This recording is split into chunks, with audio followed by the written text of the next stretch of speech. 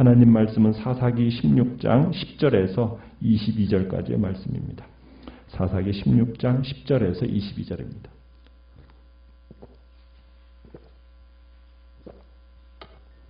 사사기 16장 10절입니다.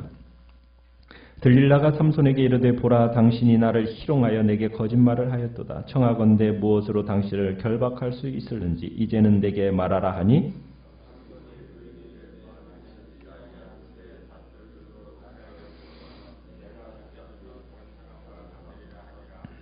들릴라가 새 밧줄들을 가져다가 그것들로 그를 결박하고 그에게 이르되 삼손이여 블레셋 사람이 당신에게 들이닥쳤느니라 하니 삼손이 팔 위에 줄 끊기를 실을 끄는 같이 하였고 그때에도 사람이 방 안에 매복하였더라.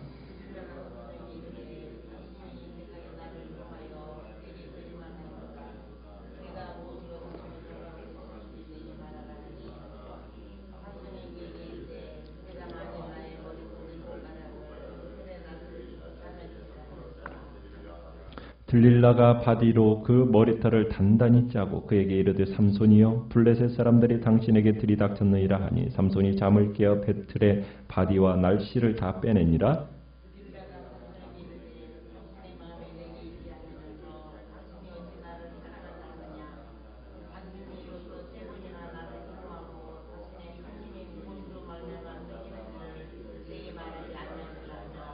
날마다 그 말로 그를 재촉하여 이르 졸음에 삼손의 마음이 번뇌하여 죽을 지경이라.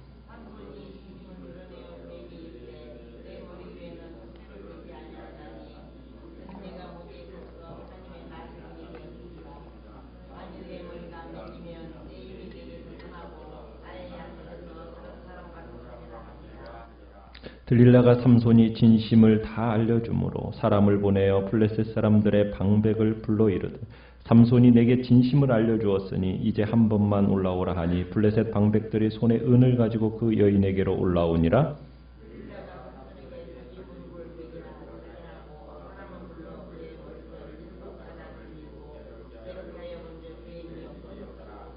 들릴라가 이르되 삼손이여 블레셋 사람이 당신에게 들이닥쳤느니라 하니 삼손이 잠을 깨며 이르기를 내가 전과 같이 나가서 몸을 떨치리라 하였으나 여호와께서 이미 자기를 떠나신 줄을 깨닫지 못하였더라.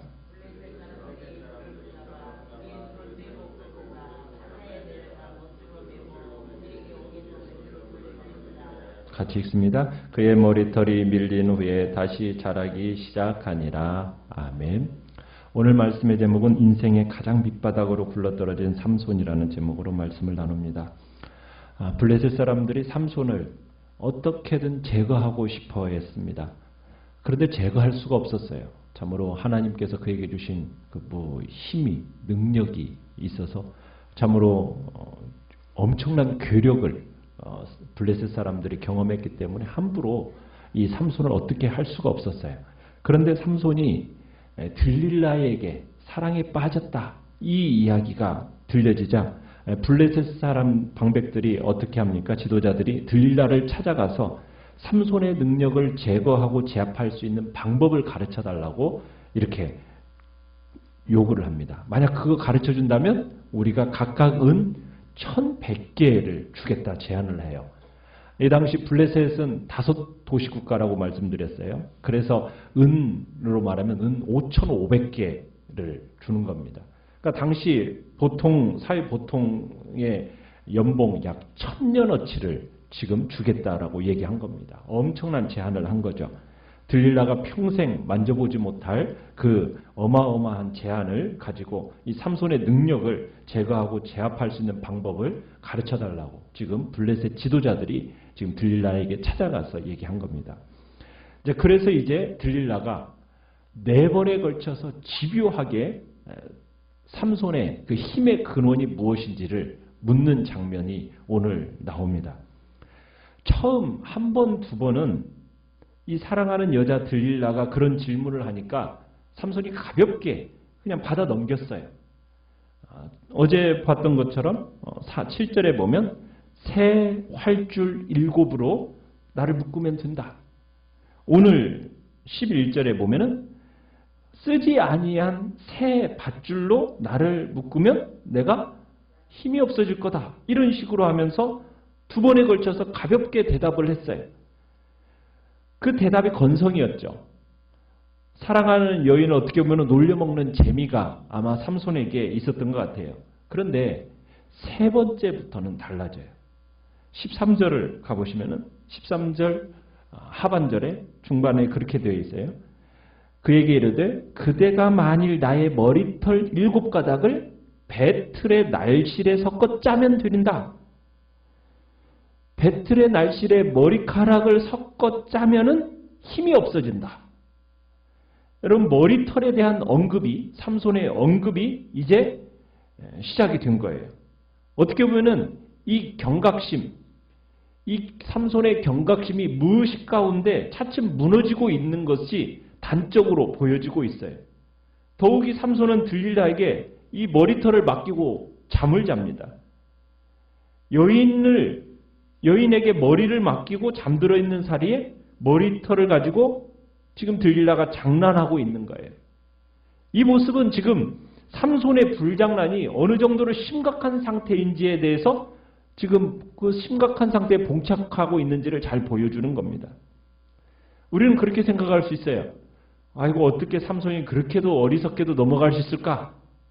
여러분 그렇게 생각하면 안 돼요. 우리도 다 똑같아요.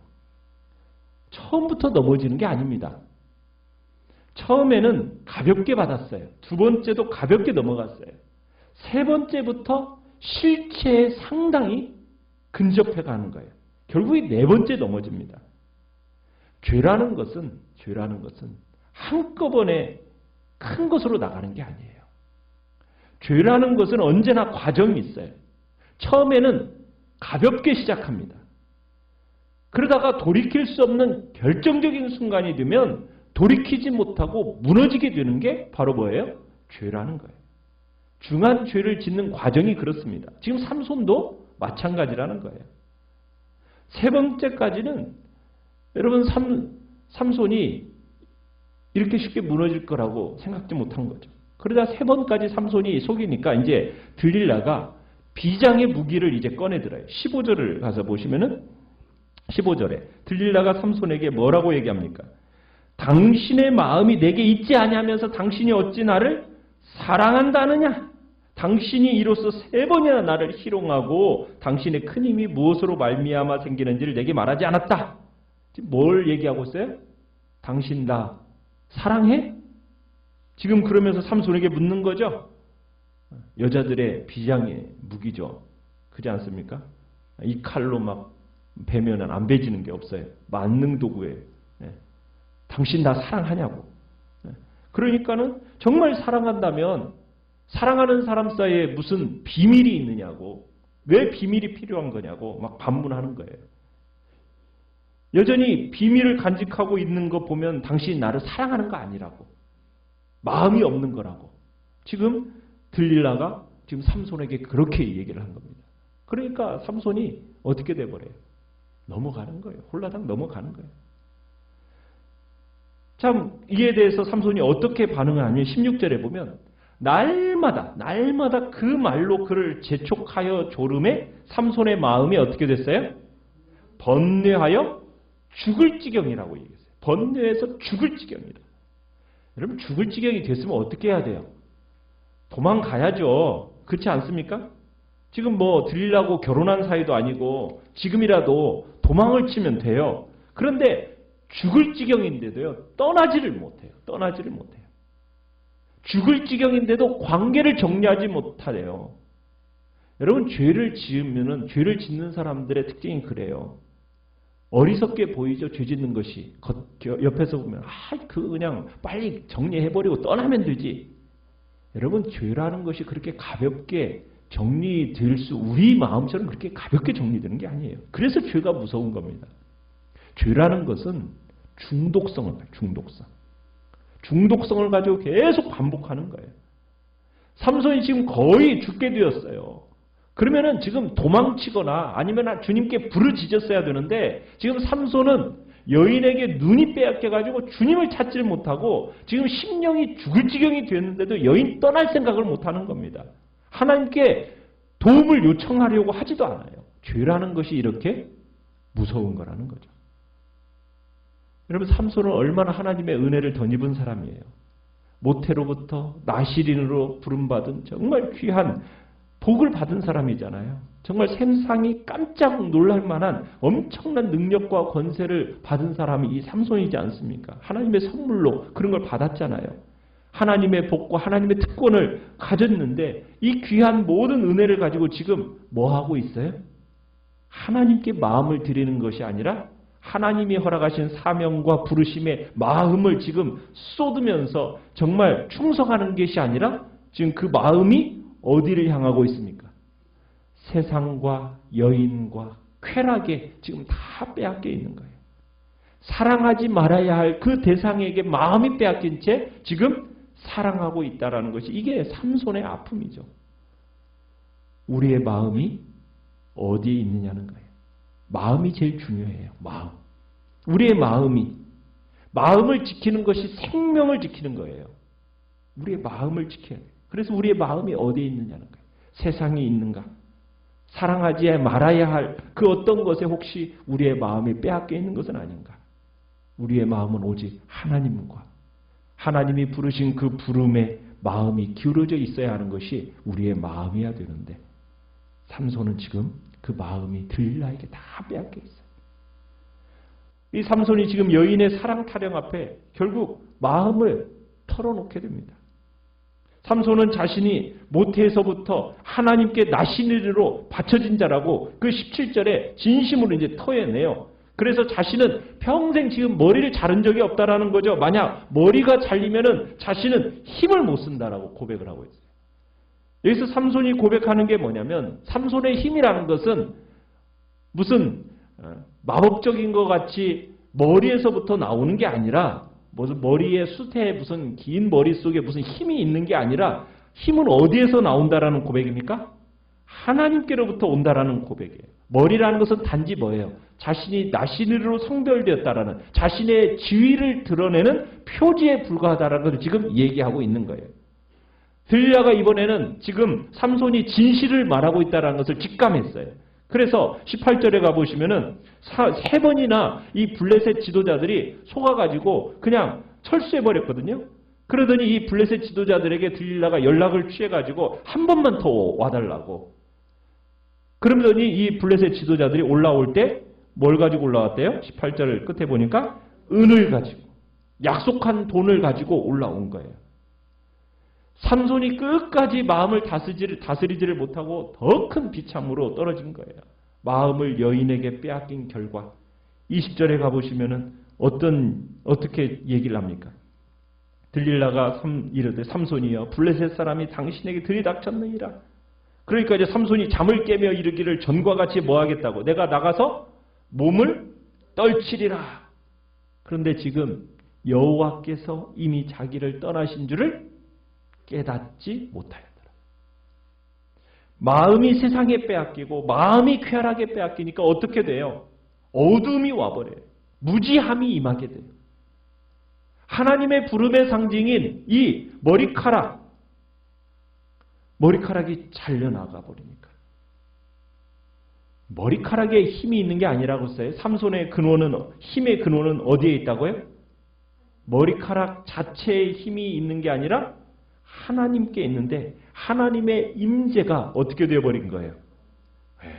머리카락이 밀림과 동시에 하나님의 임재가 거두어져 버렸어요. 삼손의 힘의 능력은 하나님의 임재에 있었거든요. 하나님이 나시린으로서 그를 부르고 한계 많고 약점 많은 그 삼손에게 지금 임재하셔서 능력을 붙들어 주셔서 지금 동행하셨는데 삼손이 여자에게 마음을 빼앗기고 세상의 마음을 빼앗기고 죄를 반복해서 이기지 못하고 넘어지니까 마침내 하나님께서 어떻게 해버리셨어요? 자신의 임재를 거두어 버리신 거예요. 그런데 더 두려운 게 뭐냐면 이걸 삼손이 알아요? 몰라요? 몰라요. 하나님의 임재가 거두어졌는지를 삼손이 몰라요. 하나님의 권능과 은혜를 다 거두어 가셨는데도 삼손이 몰라요. 왜 삼손이 몰라요? 이유가 뭡니까? 지금 삼손이 여전히 들릴라의 무릎을 베고 자고 있는 거예요. 들릴라는 지금 많은 돈 때문에 삼손을 이미 팔아버렸는데 삼손은 지금 들릴라의 무릎을 베고 지금 자면서 전혀 깨닫지를 못하고 있는 거예요. 들릴라의 그 미모에 빠져가지고 사랑한다고 생각하고 그 무릎 베고 자고 있다가 어두움이 눈이 열리지 않고 보이지 않고 결국에는 자기가 얼마나 위험한 잠을 자고 있는지를 모르는 거예요. 영혼이 얼마나 심각하게 부패되어 있는지를 모른 채 지금 자신에게 큰 위험이 코앞까지 닥쳐와 있는 것을 전혀 모른 채 잠만 자고 있어요. 이게 바로 죄가 하는 일입니다. 여러분, 죄라는 것은 우리의 눈을 가리고 우리의 귀를 막아요. 아무것도 들려지지 않고 보이지 않게 하는 거예요. 여러분, 죄라는 것이 우리의 삶에 들어오면 돌이켜야 할 때 돌이켜야 되는데 만약 돌이키지 않고 계속 반복해서 그 죄 가운데 머물러 있으면 어떻게 된다고요? 위험이 앞에 와도 보여요, 안 보여요? 안 보여요. 위험이 떨어지니까 이제 자신이 뭐 할 수 있는 것처럼 내가 이전처럼 뭐 할 수 있겠다. 내가 몸을 떨치리라. 내가 저희 블레셋 사람들 괴멸시키리라. 있어요, 없어요? 불가능하게 됐어요. 여호와의 능력이 하나님의 능력은 여호와의 임재 안에 있는 건데 내가 못지 안에 뭔가 원래 있었던 것처럼 아니라는 거죠. 나로부터 나온 것이 아니라는 거죠. 그분으로부터 온 건데 그분의 선물인데 다 잊어버리고 일어나서 내가 나가서 떨치리라. 나갔지만 어떻게 됐어요? 완전히 패배하죠. 삼손이 블레셋 사람들에게 붙들려가지고 묶이고 결국에는 눈이 어떻게 됩니까? 눈알이 뽑힙니다. 혼자서는 더 이상 어떤 일도 할 수 없는 삶의 그 자리로 굴러떨어지고 말아요. 눈이 이제 양쪽이 다 잃어버린 상태로 끌려서 어디로 가요? 감옥에 갇히게 되고 감옥에 갇혀서 뭘 하게 됩니까? 맷돌을 돌리게 돼요. 맷돌을 돌리려면 누가 하는 거예요? 짐승이나 하는 것이고 노예가 하는 일이에요. 여러분, 들릴라가 삼손에게 그 비밀을 뽑아내기 위해서 얼마나 많은 달콤한 약속을 했겠어요. 그죠? 들릴라가. 근데 결과는 뭐예요? 짐승처럼 노예처럼 전락하고 만 거예요. 여러분, 죄라는 것이 항상 그래요. 죄라는 것은 우리에게 많은 행복과 정말 우리에게 풍성할 것처럼 약속을 해줘요. 그런데 여러분, 행복은 잠시 이루어지는 것 같지만 아니에요. 아무것도 줄 수 없어요.